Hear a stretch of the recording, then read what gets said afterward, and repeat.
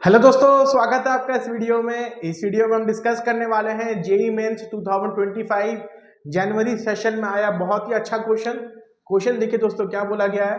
The roots of the quadratic equation 3x square minus px plus Q equal to 0 are 10th and 11 terms of an arithmetic progression with common difference 3/2.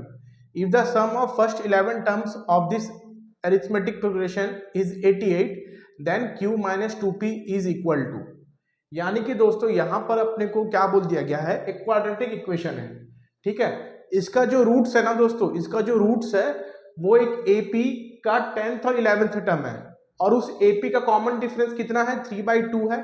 ठीक है, और उस AP का 11 terms तक का सम कितना है दोस्तों, 88 है। ठीक है, तो दोस्तों पहले हम एपी का इंफॉर्मेशन देखते हैं क्या क्या दिया हुआ है। मान लीजिए एपी अपना ऐसा है, ठीक है, ऐसा अपना एपी है दोस्तों, मान लेते हैं। तो इसका कॉमन डिफरेंस दोस्तों कितना दे दिया है, 3/2। ठीक है, कॉमन डिफरेंस 3/2 के बराबर है।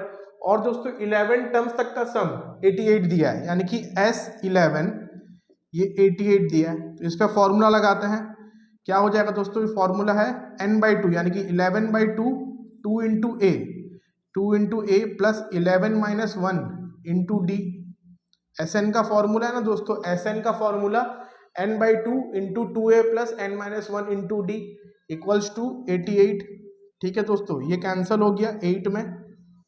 ठीक है, यहां से 2a plus 10d, 2a plus 10d bye 2 कितना आ रहा है दोस्तों, ये 8 आ रहा है। ठीक है, इस तरह से ये कुछ आ रहा है। इसके बाद दोस्तों ये a प्लस 5d हो जाएगा किसके बराबर, 8 के बराबर। तो ये a प्लस 5 कॉमन डिफरेंस दोस्तों, कॉमन डिफरेंस कितना था, 3/2 पुट कर देते हैं यहाँ पर।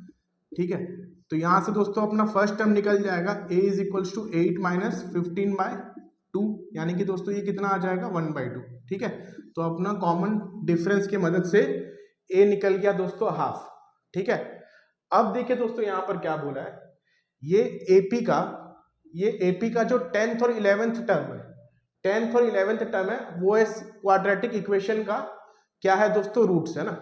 तो ये 3x square minus px plus Q equal to 0।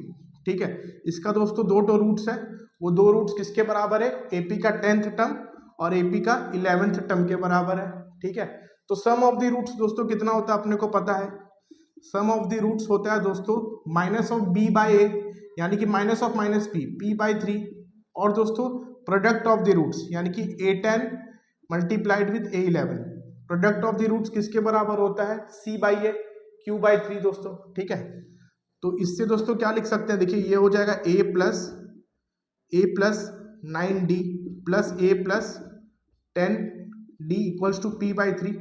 ये हो जाएगा 2a plus 19d is equals to p/3। तो a और d का वैल्यू अपने को पता है, a का वैल्यू 1/2 है और d का वैल्यू दोस्तों 3/2 है, इक्वल्स टू p/3। यहाँ से दोस्तों 1 प्लस ये कितना आ जाएगा, 57/2 इक्वल्स टू p/3। ठीक है दोस्तों, इसको सॉल्व करेंगे तो कितना आएगा, 59/2 इक्वल्स टू p/3। इससे दोस्तों p कितना आ जाएगा, इससे दोस्तों p का वैल्यू आ जाएगा 177/2। ठीक है दोस्तों, यहाँ पर अपने को ये p का वैल्यू मिल गया 177/2। वैसे ही दोस्तों 10th term into 11th term, ठीक है दोस्तों 10th term into 11th term यानी कि a plus 9d into a plus 10d equals to q/3 है दोस्तों।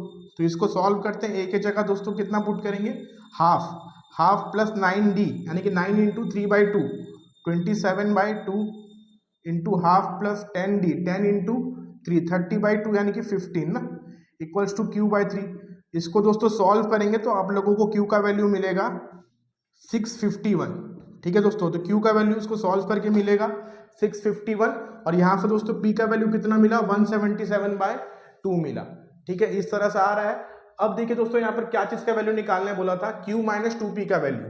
ठीक है, तो q माइनस 2p, q का वैल्यू दोस्तों है 651 माइनस 2 टाइम्स p यानी कि 2 टाइम्स 177/2, तो ये 651 माइनस 177 दोस्तों ये कितना आ जाएगा, देखिए 651 से 177 हम माइनस करते हैं, ये कितना हो जाएगा 4, ठीक है 7 और ये 474।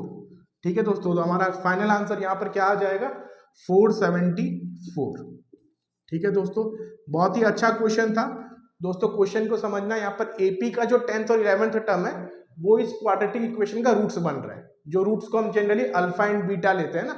तो यहाँ पर वो अल्फा क्या है मान लीजिए 10th टर्म है, और बीटा क्या है 11th टर्म है। तो सम ऑफ द रूट्स p/3 होता है ना, माइनस b/a, और प्रोडक्ट ऑफ द रूट्स क्या होता है, c/a होता है ना क्वाड्रेटिक इक्वेशन का, यानी कि q/3 होता है। तो उसके मदद से हम p और q का वैल्यू निकाल दिए, और क्वेश्चन में जो पूछा था q - 2p, उसका वैल्यू हमने इजीली फिर सॉल्व करके निकाला, और वो आया 474 के बराबर। तो दोस्तों आई होप ये क्वेश्चन आप लोगों का क्लियर हो गया होगा। Thank you for watching the video, have a nice day ahead.